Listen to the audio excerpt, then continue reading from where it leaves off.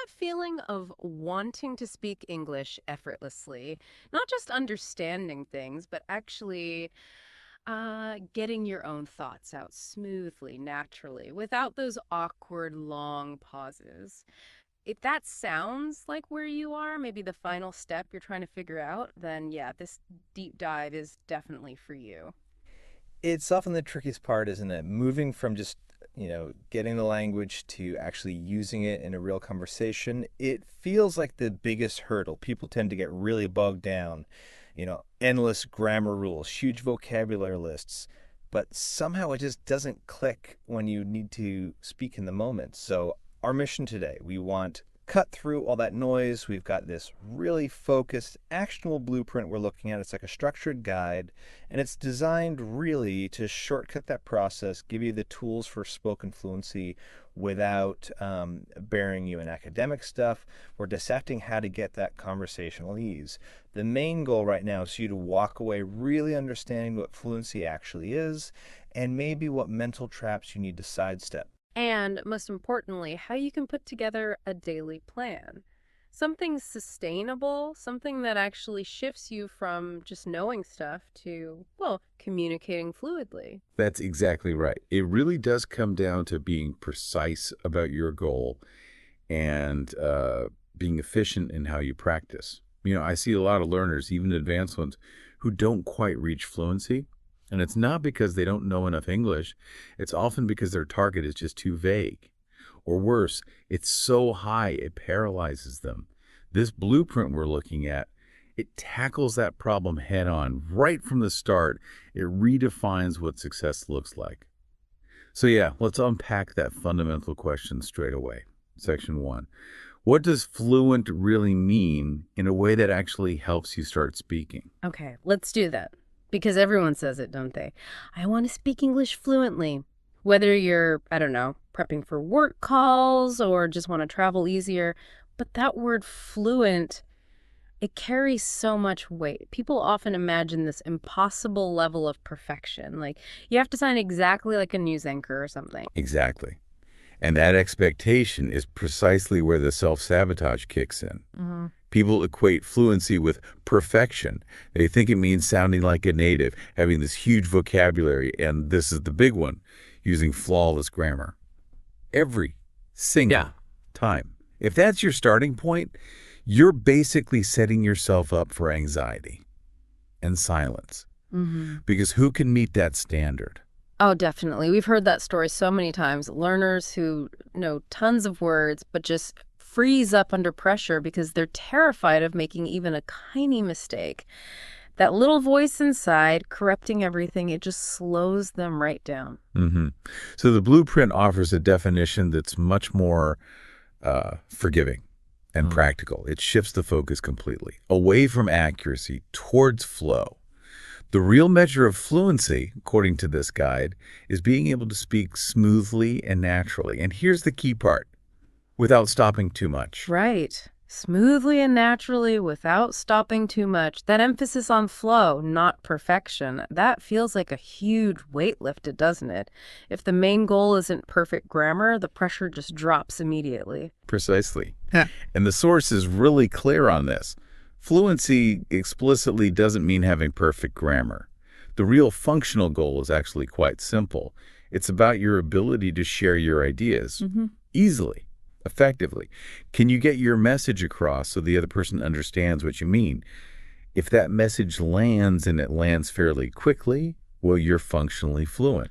Okay, I have to push back a little here, though, because, I mean, we can't just throw accuracy completely out the window, can we? If we only focus on flow, isn't there a point where communication just breaks down? Where's that line between a minor slip up and saying something totally confusing?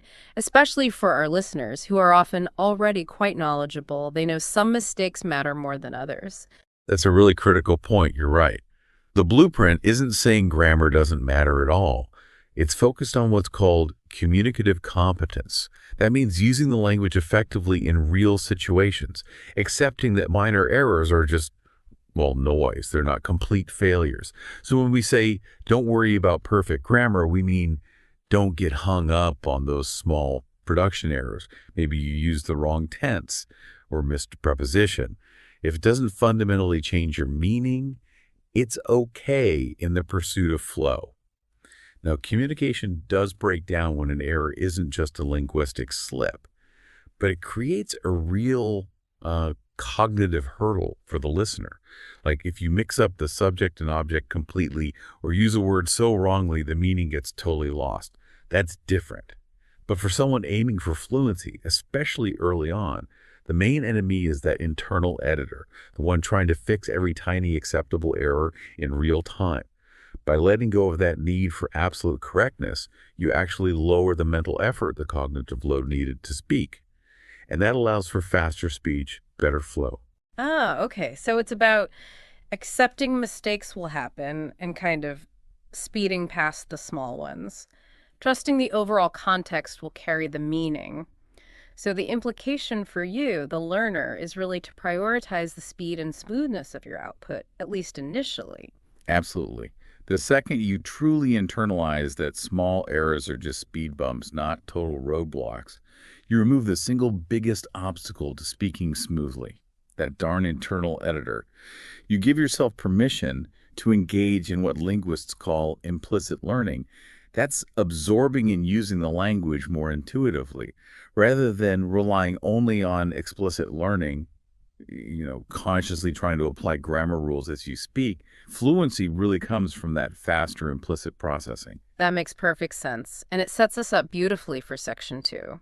Because if we want to bypass that internal editor, we have to tackle why it kicks in so strongly. It's about the brain's default setting, isn't it? We need a fundamental mental shift. We need to train the brain to stop translating and start thinking directly in English. This is probably the single most impactful technique for speeding up spontaneous speech. It's huge. It really is the difference between someone who pauses for like 2 whole seconds before every single reply and someone whose response just flows out naturally. Yeah, we call that the translation trap, and it's incredibly common, isn't it? The process is just so inefficient. You have a thought in your native language, your L1, then you consciously try to translate that L1 thought into English, L2, probably worrying about the grammar rules, and only then do you actually say the sentence, which often sounds a bit stiff or unnatural because of that whole process. It creates so much friction. Exactly. That middle step, the conscious translation, is the bottleneck. So the big tip from the source material is to train your brain to skip it, to go directly into English thought patterns. Make English the default language for just, your internal processing of the world around you. It reduces the cognitive load massively because you're doing one task, forming the thought in English, instead of 2 thinking in L1, then translating to L2. Okay, but how do you actually do that? It sounds a bit abstract. How do you force your brain, which might have spent, I don't know, decades defaulting to your native language, to just switch, especially passively, constantly, like you said? Well, the beauty of the Blueprint's approach here is its simplicity. The practice isn't a big formal exercise. It's passive. It's constant. And you don't need anyone else around. Yeah. You basically turn your everyday life into a kind of running internal monologue, but in English. So like when you see something happening or you do something yourself, you just describe it, but silently in your head using English, you're kind of narrating your own day to yourself. Precisely. And you start really small. High-frequency phases, simple observations. The source really emphasizes beginning with simple, descriptive thoughts. Things about what you're doing right now or what you see. Like the examples they give are things like, I'm drinking tea, or the weather is nice today, or even just, I need to check my phone, or maybe, oh, the train is late again. Simple, everyday stuff. Right, these little consistent internal sentences, they're like mental push-ups, training that brain muscle. But okay, if we want real fluency, we can't just stop at describing the weather, can we? How do you scale this up? How does this mental shift lead to more complex conversation? That's the next step, absolutely. Once you get comfortable with simple observation, you move the internal practice towards rehearsal, and forming opinions. Hmm. So instead of just noticing what's happening, you start internally planning what you might say about it or what you think about it. For example, maybe you know you have a meeting tomorrow. So you mentally rehearse in English the key points you want to bring up. Or you read a news headline. Instead of just understanding it, you form a quick internal opinion in English. I disagree with that policy because, or that's interesting, I wonder why. This pushes your internal training from simple labels to more complex sentence structures. You're forcing your brain to handle things like subordinate clauses, different vocabulary, but still without the pressure of actually speaking out loud yet. Ah, okay. That's a really important distinction. So the outcome isn't just faster speech, it's potentially better structured speech too. Because you're cutting out the translation step, you get that speed boost. But also because you're practicing these structures internally, when you do speak, the patterns are more readily available. You've kind of pre-processed the conversation in the low stakes zone of your own mind. Exactly. Think about driving a car. When you first learn, you're thinking consciously about every single step. Clutch, gear, signal, it's jerky. But once it becomes automatic, the thought, I need to turn left, instantly triggers the whole sequence without conscious effort. That's what we're aiming for with language, this mental shift, thinking directly in English. It's the engine that generates that truly spontaneous, fluent speech. Okay, so we've got the engine running with this thinking in English habit. But Yeah. now we need to make sure we're fueling it correctly, right? Feeding it with high quality data so it learns how real English actually sounds. Which brings us neatly to section 3. The absolutely essential role of input and mimicry, specifically listening, every single day. Yes, and this is often the part that feels a bit counterintuitive, I think. Learners naturally assume that to get better at speaking, you just need to speak more. But the source material is really emphatic about this. True fluency, authentic sounding fluency, fundamentally comes from listening, from processing real language input. You simply can't produce sounds and rhythms authentically if your ear hasn't properly absorbed them first. Listening is how you internalize the organic structure of the language, especially what linguists call the suprasegmental features. Suprasegmentals. Okay, break that down. That sounds technical. It just means the features of speech that go beyond individual sounds, like vowels and consonants. It's things like rhythm, sentence stress, and intonation, the melody of the language. Got it. And without mastering those musical elements, I guess, even if your grammar is perfect, you might still sound a bit off, maybe robotic or hard for a native speaker to follow easily. Precisely. When you make listening a daily habit, you gain three incredibly important things. First, you hear real English sounds and how they naturally connect and change in fast speech.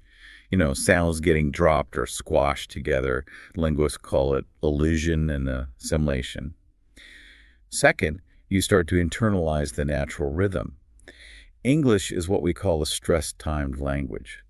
That means the time between stressed syllables tends to be roughly equal, and unstressed syllables get compressed. If your native language works differently, maybe it's syllable-timed where each syllable gets roughly equal length. This is a huge adjustment you need to absorb by listening. That detail about stress timing is really key, I think. It explains why just memorizing words isn't enough. Your brain has to learn where the beats fall naturally in a sentence. And third, just as vital, you absorb the proper tone and intonation. The way the pitch goes up and down, it conveys emotion, attitude, and even grammatical meaning, like distinguishing a question from a statement just by the tune.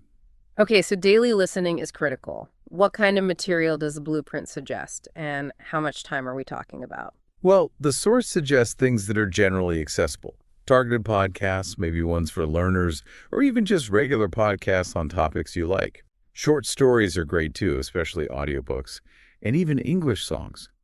The key is that it should ideally be authentic or near authentic, material spoken at a reasonably natural pace. And here's the really encouraging part about time. Even a minimum of just 10 minutes a day makes a real difference. We're not talking about needing to find an hour every day.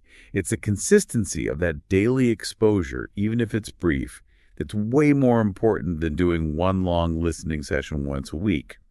That daily dose helps your brain consolidate those rhythm and stress patterns implicitly. 10 minutes. Okay, that feels very doable. Yeah. And that 10-minute listening block, it then sets up the perfect opportunity for this other technique the blueprint mentions, right? Yeah. The one that directly links listening input to speaking output, shadowing. Yes, shadowing. It's defined pretty simply. You repeat what you hear someone saying, often either at the same time or just a fraction of a second behind them, like an echo or a shadow. It's a way to immediately mimic physically what you're hearing. Mimicry makes me think of like impersonators. But in language learning, what's the real goal? What's happening cognitively and physically when you shadow? Its main purpose is to sync up your listening perception with your speaking production. Your ears and your mouth need to learn to work together smoothly.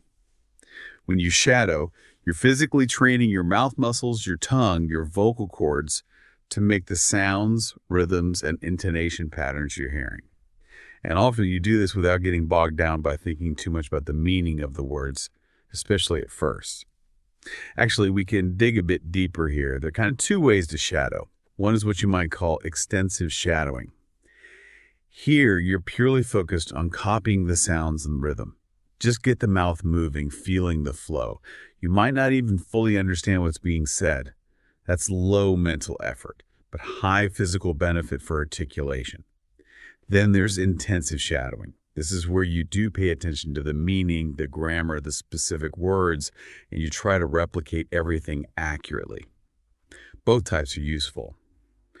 The source seems to lean towards starting with that extensive mode.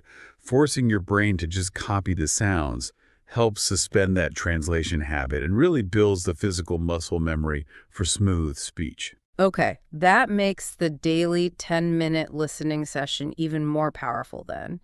If you listen for 10 minutes, maybe pick a short, clear section, and then spend just 3 to 5 minutes actively shadowing it. You're taking that input from just being heard to being physically practiced. You're building the rhythm and tone into your muscle memory without the stress of having to invent the sentences yourself. Exactly. It bridges the gap. Yeah. It moves passive learning into active practice, but in a way that doesn't trigger that performance anxiety. It's a crucial link between listening well and speaking fluently. All right. So we have the mental framework, sorted thinking in English. We have the input and mimicry down, daily listening and shadowing. But, the best mental prep and the greatest listening skills are kind of useless if you never actually open your mouth and speak to another person, right? Which brings us to section 4, and it's a big one for many people. Tackling that psychological barrier. How to speak without fear. Ah, yes, the fear factor.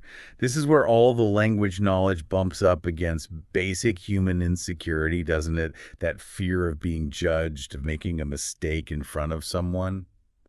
It can be incredibly powerful. Powerful enough to just completely freeze you up, even if you technically know what to say. Totally. It's like paralysis by analysis, but driven by fear.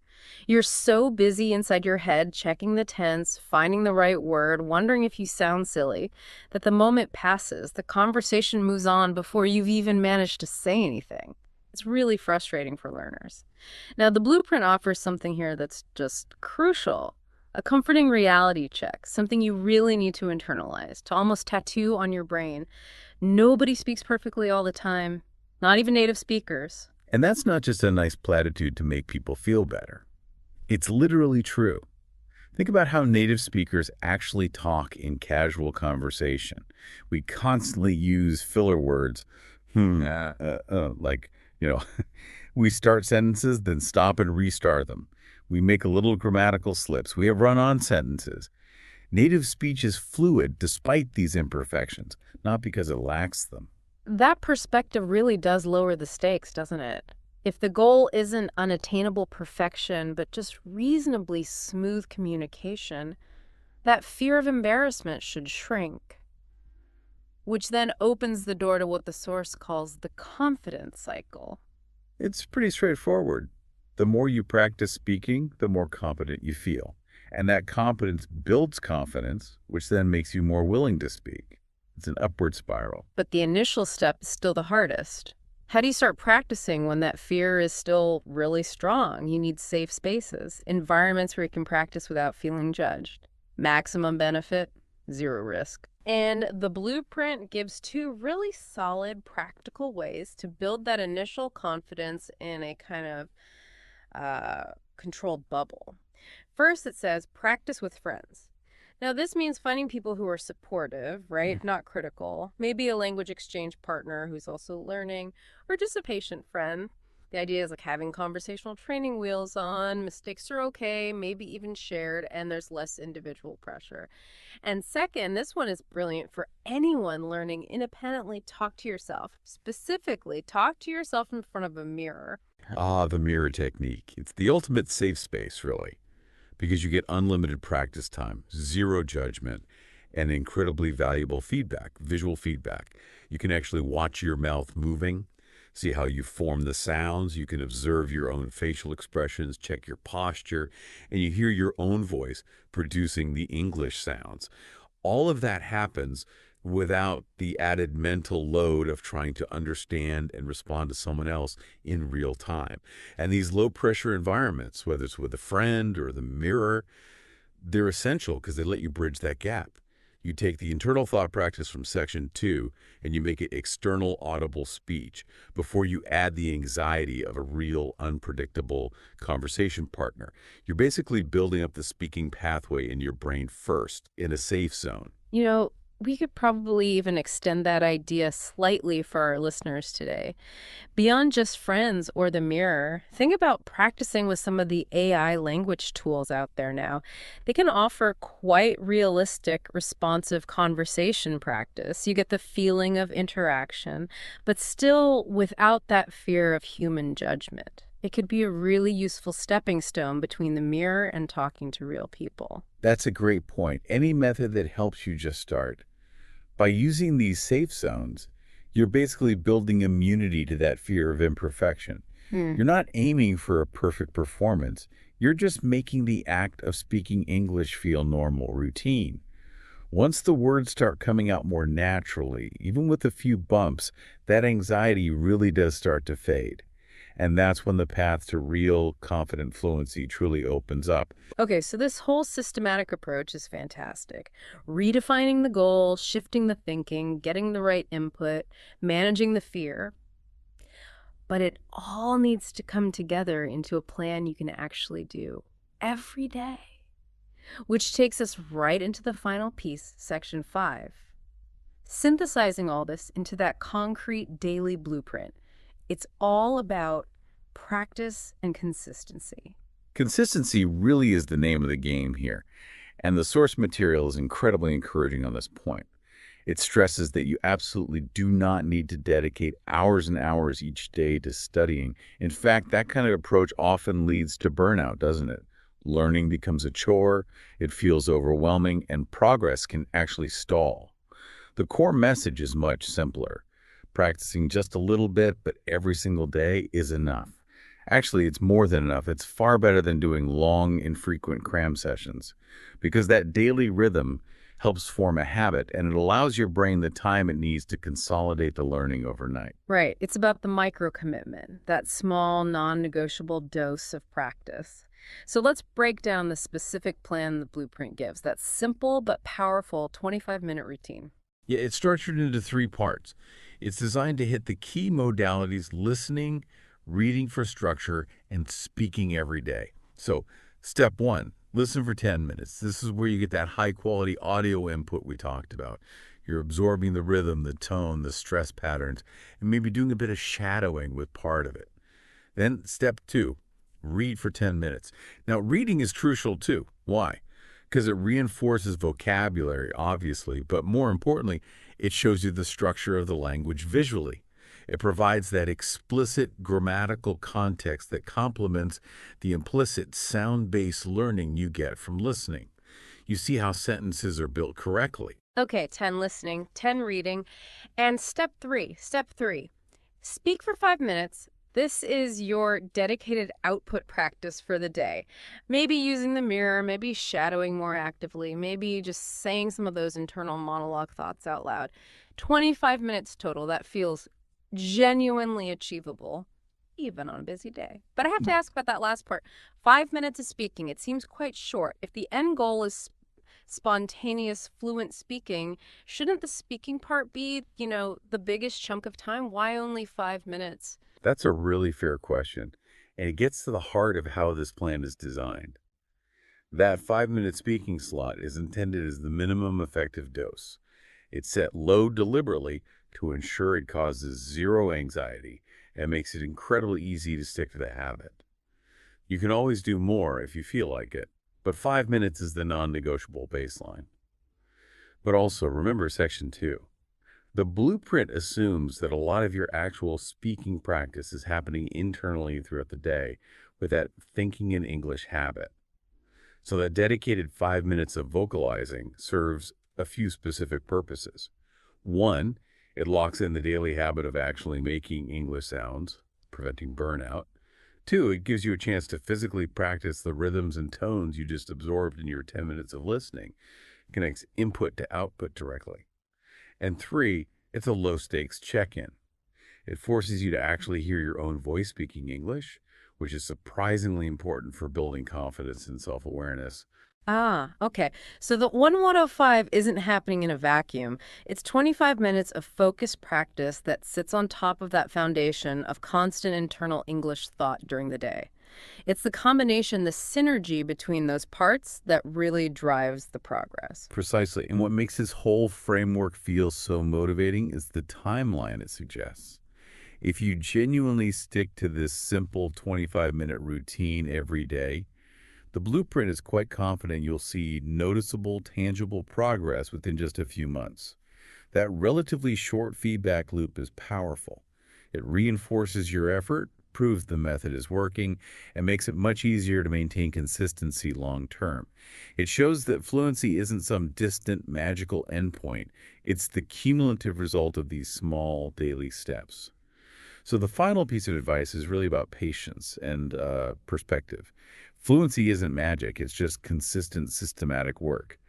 By sticking to that 105 structure, you're making it predictable, step by step. Try to enjoy the process itself, enjoy noticing new sounds, enjoy successfully using a new phrase. That enjoyment makes consistency feel less like a chore and more like a journey. That really is a clear, well-analyzed, and highly practical blueprint. Okay, let's quickly recap the main pillars we've unpacked today. First, we had that crucial redefinition. Fluency means flow and smoothness, not perfect grammar. Letting go of perfectionism is key to reducing anxiety. Second, the vital mental shift. Train your brain to think directly in English. Constantly narrate your day internally to kill that translation habit that slows you down. And third, the simple, sustainable daily plan. The 1105 routine. 10 minutes of listening with maybe some shadowing, 10 minutes of reading for structure, and a minimum of 5 minutes of dedicated speaking practice. The core message running through it all. Keep listening, keep speaking, even if it's just internally at first, and the fluency will build step by step. Exactly. And maybe as a final thought, something to take away and act on immediately. We talked a lot about how this blueprint relies on habit, on patience, promising results in a few months. Often the hardest part is making that mental shift truly automatic, making internal English thought the default, not the exception. So here's a little challenge for you listening right now. Think about one tiny, utterly automatic thought you have multiple times every single day. Not something complex, something really small, like checking the time on your phone, or locking your front door, or maybe deciding, okay, time for coffee. Just one tiny habitual action or thought. Can you pick one of those right now? Okay, now commit to this. Every single time you do that action or have that specific micro thought, force yourself to formulate it internally in English. Just that one thought, every time, starting today. That takes the idea of the mental shift from being this big abstract concept in a deep dive and turns it into an immediate, tiny, unconscious habit you're building right now. That single, effortless internal switch repeated dozens of times a day. That's maybe the very first word in building truly automatic, effortless fluency.